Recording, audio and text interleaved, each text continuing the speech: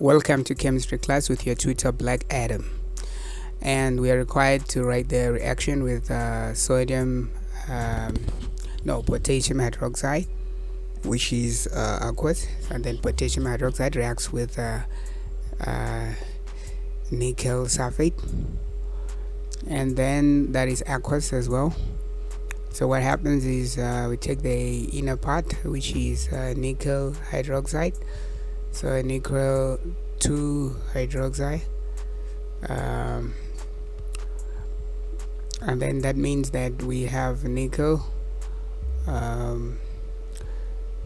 hydroxide, and then we want to determine if that is solid or aqueous. So let's look at the hydroxide ion, so the solubility. So we find that that's insoluble hydroxide except with all other chemicals, and then nitrate, nickel is not one of it, so that means that it is solid. So we have the outer parts, which is potassium 2 sulfate or potassium sulfate, then potassium sulfate, and that will be aqueous. So that will be aqueous, because if you look at solubility of sulfate with potassium, that's soluble reaction with potassium sulfate. So balancing it's 2 there, nickel 1 and then oxygen, that's 2 and that's 2, 2 and 4, so that makes 6, and then that's 2 and 4, that also makes 6 on both sides. And then hydrogen, we have 2 there, and we have 2 hydrogen, so that's balanced. Then let us look at what is the precipitation, what precipitation forms. So we look at the solid part, that is nickel hydroxide, so that is our precipitate. So what is the limiting reactant? There we have to look at the number of moles. So looking number of moles, we have to compare mole of reactants. Okay, we have to compare the mole of reactants, and then from there we have, let us start with any of the reactants. So let us start with we have 100 mole 100 milliliter of 0.200 molarity potassium hydroxide, and we know that the molarity is number of moles over volume, making a number of moles equals to molarity times volume. Remember, our molarities are concentration, and then what we have number of moles is equal to, what's our molarity there? Our molarity is 0.200 mole over liter, so it's mole per liter, times 100 mil. So we need to convert 100 mil to liter. So 100 mil multiplied by 1 liter over 1000 milliliter. So the liter, 1 liter, okay, you have 1 liter there, which is per liter is 1 liter, and then that means we cancel the liters, and then milliliter cancels the milliliter, so we're left with moles. So answer will be moles. So 0.200 multiplied by 100 divided by 1000 gives us 0.2 mole. So mole of potassium hydroxide. With that in mind, so that's our number of moles. So we need to compare the other number of moles to see which one will run off. So we have 200 mil and have 0.100, so 200 mil of we get the molarity. Now molarity is 0.15 molarity, and then that is nickel sulfate. Okay, so from there what we have to do, we have to calculate number of moles. It's going to be molarity times volume, and again the number of moles will be molarity is 0.150 mole per liter.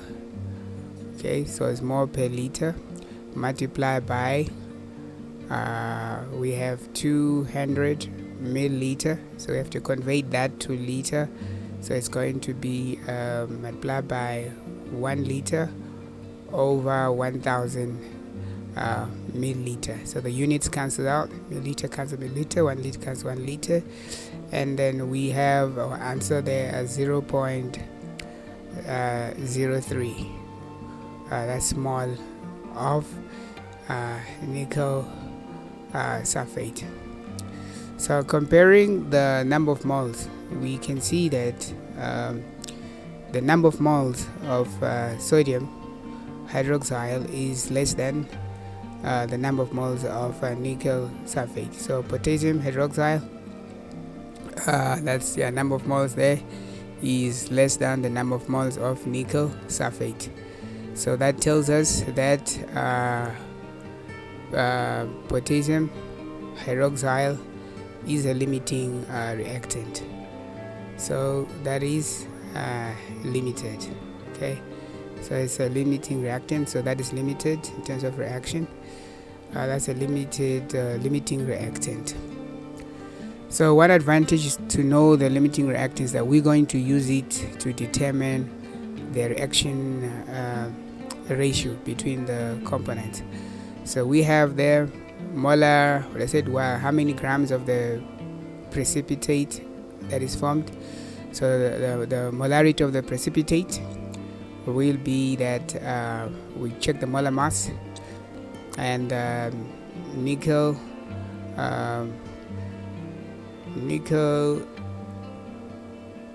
hydroxide, that's our precipitate, because that's solid. And then from there we find that nickel is 558. You just check from the periodic table, it's 58.693, plus we have high oxygen is 16, so which is 15.999, and then plus we have hydrogen there, which is 1.0079, 1.0079. So that's it. So that amounts, when you calculate that, gives us 92.693 grams per mole. And now we need to know that potassium hydroxide, that's the limiting reactant, versus the nickel hydroxide. Okay, so comparing that, we see that we have 2 there, and that is 1 mole on the balanced equation. So we say we have 2 for potassium hydroxide, and then we have 1 for nickel hydroxide. And then we are told that we have 0.2, that is potassium hydroxide, so it's 0.02 actually, yes, 0.02. So 0.02, 0.02, and then the other side is going to be equivalent to 1. So we cross multiply, x times 2 is 2x, and then 1 times 0.02 is going to be, okay, so that's cross multiplication, 2 times x is equals to 1 times 0.02. So solving for x there, we divide both sides. 1 times 0.02 is 0.02, so divide by 2 there, divide by 2, the 2 cancels out on the left, so we're left with 0.02 divided by 2, and then that's going to give us x is equal to 0.01. With that in mind, that's our mole.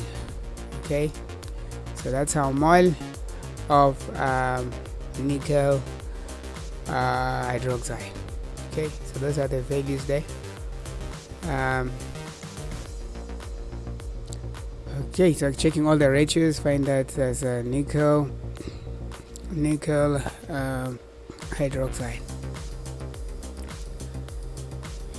Okay, so then from there we compare that. Remember, for 1 mole is equivalent to 9.2 something, and then 0.01 mole of nickel hydroxide multiplied by Now we have 92.693 gram per mole.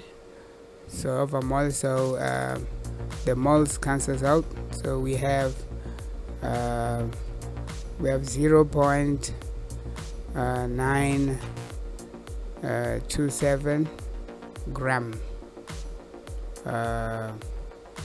nickel hydroxide. So it's less than 1 gram. That's according to our value. So that's our answer. So coming to E, what is the concentration of each ion that remains in the solution? Okay, so we have hydroxide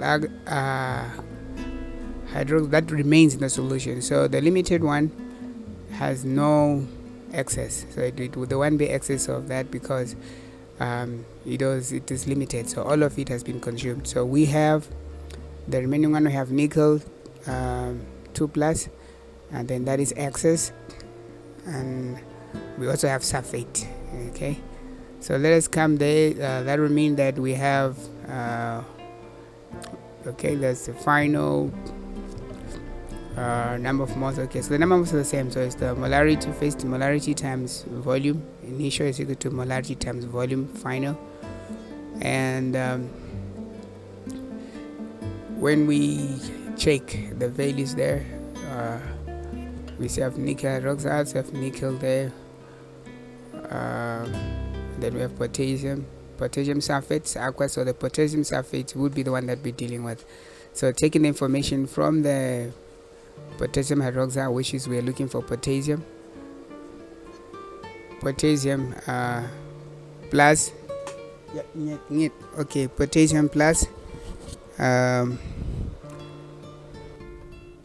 okay, welcome. Then from there we have the substitution, so 0.200, that is for molarity, multiplied by multiplied by our volume there. So volume, that is 0.01, that is when you divide by 1,000 to change it to liter. So 0.001 or 01 something, and then that's equals to, we have that and that. So we have to convey that the total volume there will be 100 milliliter plus 200 milliliter, and that will give us 1000 milliliter. Okay, divide by 1000, so that is going to be the molarity 2, and that will be total volume there is going to be 0.300. So the final molarity, that's the molarity of the solution, will be 0.200 multiplied by 0.100 divided by 3.00, and then that gives us 0.0667 molarity of potassium. And then we need to find the molarity of sulfate. Molarity of sulfate is going to be we have the volume and molarity of nickel sulfate in order for us to get the sulfate. So what will mean we need to find 0.150 multiplied by 0.200. So that's volume times molarity, or molarity times volume, all that divided by the total volume of the container, that would be 3.00 liter. So that gives us a final answer of 0.100 molarity for sulfate.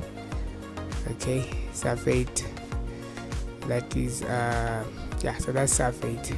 Just forgot to put the subscript for them, and that's it. That's our answer, and that is our answer.